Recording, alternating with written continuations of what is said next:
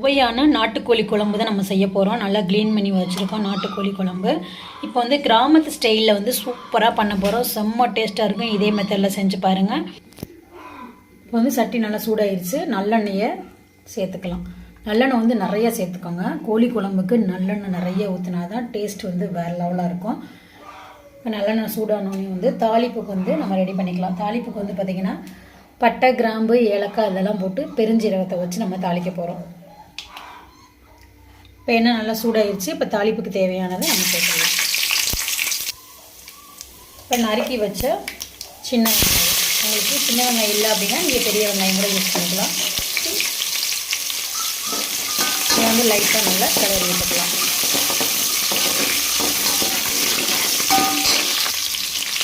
இதோடைய வந்து 3 வந்து பச்சை மிளகாய் சேர்த்துக்கலாம்.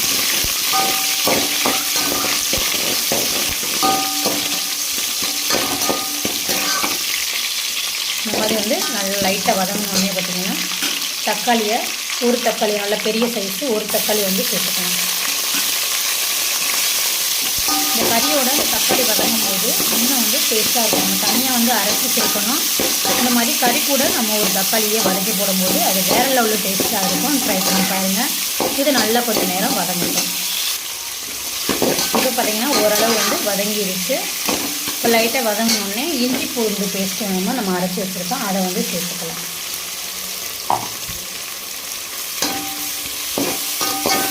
அந்த இஞ்சி பூண்டு பேஸ்ட்டு போட்ட உடனே பார்த்திங்கன்னா வாசனை வந்து கம வந்து நல்லா வதங்கிடுச்சு. இதோட வந்து மஞ்சத்தூள் வந்து லைட்டாக போட்டுக்கலாம்.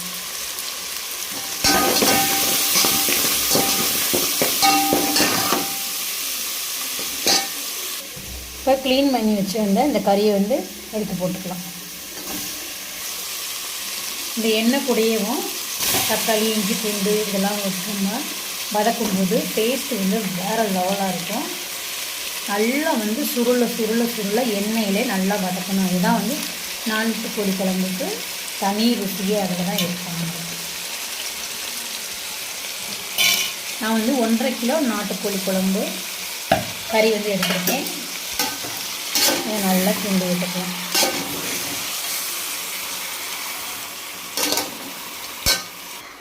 இப்போ பார்த்தீங்க அப்படின்னா நல்லா வந்து கிண்டி விட்டோம். இது வந்து அப்படியே மூடி வச்சிடலாம். கொஞ்சம் நேரம் வந்து நல்லா சுருள இது வேகட்டும்.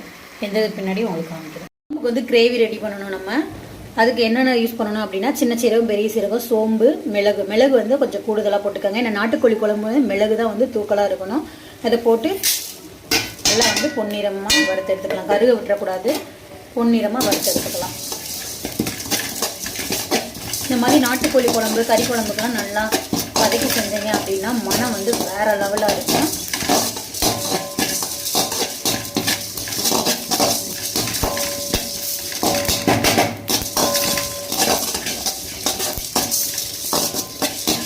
நம்ம வறுத்துட்டு இருக்கும்போது அந்த வாசனை வந்து வேறு லெவலாக வருது பாருங்க.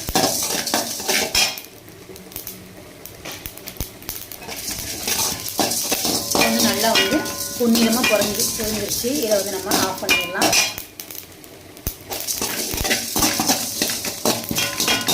இது தனியாக வந்து ஒரு பவுலில் எடுத்து வச்சுட்டு நம்ம வெங்காயம் தக்காளி வந்து வதக்கிடலாம்.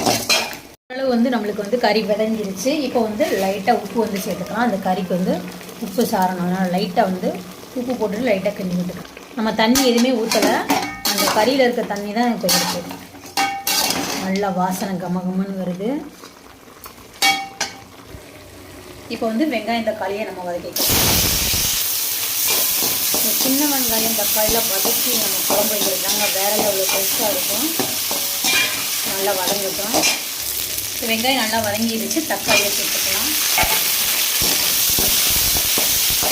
இப்போ அது வதங்கிட்டு இருக்கும்போது நம்ம சின்ன சீரகம் அதெல்லாம் வறுத்து வச்சுருக்கோம் இல்லையா, அதை அரைச்சிட்டு வந்துடலாம். இப்போ வெங்காயம் தக்காளி நல்லா வதங்கிடுச்சு. அதோடையும் கருப்புளையும் கொத்தமல்லியும் போட்டு வளர்க்கும் போது இன்னும் மனம் சூப்பராக இருக்கும். இது அதோட சூப்பர் வதக்கிக்கலாம். அதோடைய தேங்காயும் இந்த மாதிரி வறுத்து நம்ம அரைக்கும் போது இன்னும் அந்த வாசனை வந்து வேறு லெவலாக இருக்கும். இந்த மாதிரி வறுத்து அரைச்சிக்கோங்க. ரொம்ப தேங்காய் போட்டுறாதீங்க, கொஞ்சோண்டு போட்டால் போதும். பின்னாடி நம்ம தனியாக அரைச்சி எடுத்துக்கலாம். இப்போ கறி பார்த்திங்க அப்படின்னா பாதி நம்மளுக்கு வெந்துடுச்சு. இந்த டயத்தில் நம்ம அரைச்சி வச்சுருந்த இந்த மாதிரி நல்லா சந்தன மாதிரி அரைச்சி வச்ச இந்த விழுதை இதோட சேர்த்துக்கலாம். சேர்த்துட்டு கிண்டும் போது வாசனை வேறு லெவலாக வருங்க. இப்போ அந்த கிரேவி பார்த்திங்க அப்படின்னா இப்போயே வந்து நல்லா அது வாசனை நல்ல நெய் தொக்கு மாதிரி நல்லா ஆயிடுச்சு. இது வந்து ஒரு அரை வேக்காடு இதோட சேர்ந்து வேகட்டும். வெந்துருச்சு. இப்போ அரைச்சி வச்சுருந்த தக்காளி தேங்காய் வெங்காயத்தை போட்டு நல்லா கிண்டிடலாம். இது ஒரு 5 நிமிஷம் வேகட்டும். பார்த்திங்கன்னா 5 நிமிஷம் நல்லா கொதிச்சிருச்சு. இதோடைய நம்ம அரைச்சி வச்சுருந்தா வீட்டு மசாலா பொடியை வந்து 4 ஸ்பூன் சேர்த்துக்கலாம்.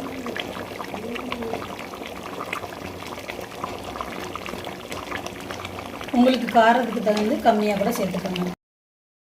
இப்போ பாருங்கள், நம்ம சுவையான நாட்டுக்கோழி குழம்பு ரெடி பண்ணிவிட்டு இதே மெத்தடில் நீங்களும் செஞ்சு பாருங்கள். கண்டிப்பாக வந்து சூப்பராக இருக்கும். நம்ம கமெண்ட் பாக்ஸில் சொல்லுங்கள் எப்படி இருந்துச்சு அப்படின்றத. நம்ம சேனலை சப்ஸ்கிரைப் பண்ணி வைங்க. தேங்க்யூ.